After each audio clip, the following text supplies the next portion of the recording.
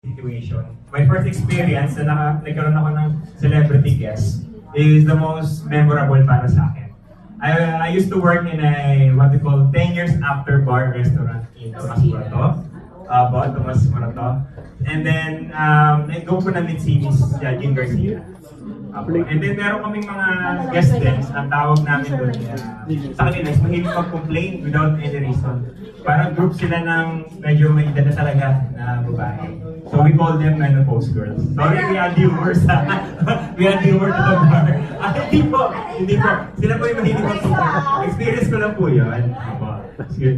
So, there is time na mahilig silang mag-complain, mahilig silang order ng drinks, and then hindi sila na-satisfy kung wala silang complaint. Pero pag na-tipsy sila, yumayama, pumahalik sila. No? So, lagi namin na-maintain yung trabaho namin. Sorry ma'am, busy kami sa work. Hindi po namin talaga pwedeng kayong yakapin din. And then there's one time na lasing si Jean Garcia. And then, kinis niya ako.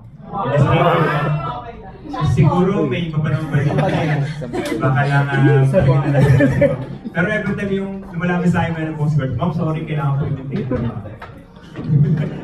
So, I just add that one of my experience. Pero nagbago na ako, hindi na po ako ganun.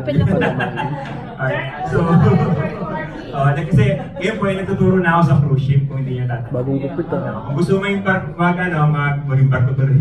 I mean, gusto mo mag-work sa barko, and then gusto mo maging bartender on cruise ship, you have to train sa amin sa magsaysay.